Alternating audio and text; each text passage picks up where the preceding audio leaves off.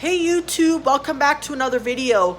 So I'm gonna be making a video called things to note when you interact with someone who is blind or visually impaired.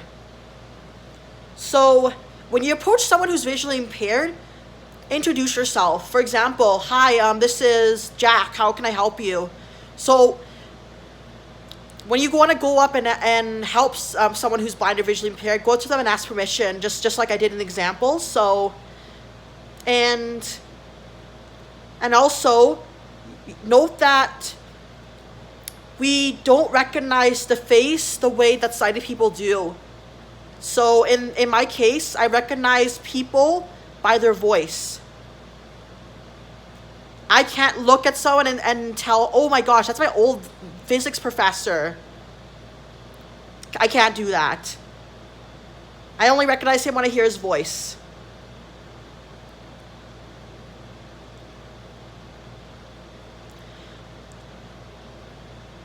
A thing to note when you help someone who's blind or visually impaired, offer their elbow, because this is the proper technique for a sighted guide. Do not grab a person's cane because it's very dangerous for us. Our cane is our eyes. That's how we see. When you see a blind or visually impaired person with a guide dog, do not pet the guide dog because the dog is working. When the dog is off the harness and the person says that you can pet the guide dog, then you can. But if the guide dog's working, no, you don't pet a guide dog. When a visually impaired or blind person is with a friend who's guiding them,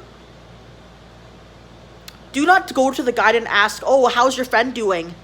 Because we can speak for ourselves.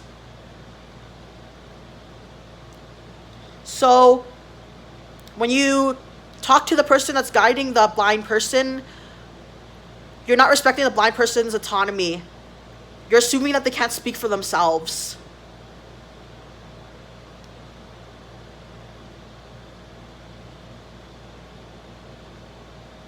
When someone blind or visually impaired is getting off the bus and you're sitting in one of the front seats, just offer them your seat.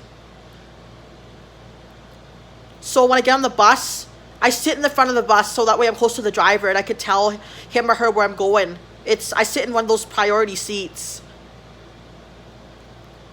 But the only time I move is when two wheelchairs are getting on the bus. And then that's when I have to move. So yeah.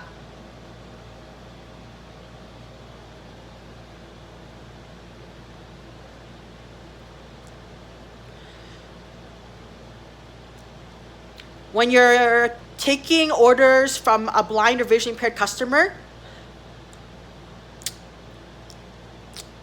offer to read the menu to them.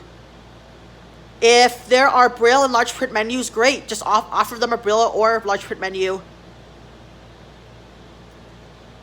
Remember to give a blind or visually impaired person specific directions. Like, for example, turn right and cross 97th Street, and then keep going straight until you reach 98th Street, for example. Do avoid directions like over here and over there, because where's over here? Where's over there? Right? When you place the dish or drink in front of a blind or visually impaired person, just tell them, hey, it's in front of you, it's to the left of you, it's to the right of you. So the chopsticks are on your left, the spoon is on your right. It helps a lot.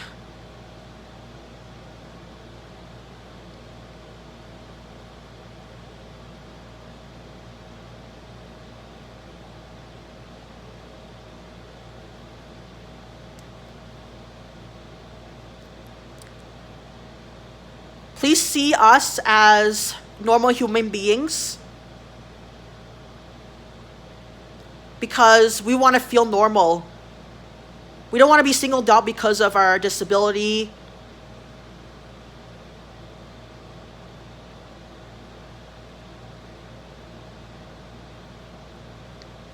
One more very important thing is help a blind or visually impaired person and by guiding them to the lineup. If there's a big lineup at Tim Hortons, for example, offer for them to go to let them go first, because I like that when people do that.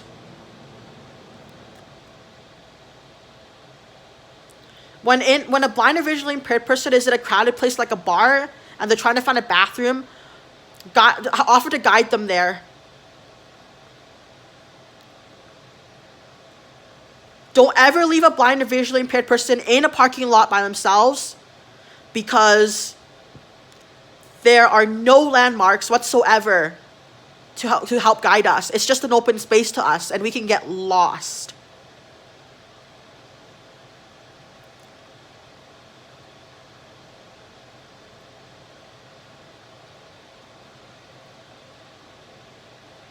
So that's all for today. And if you're new to this channel, please subscribe. It helps a ton.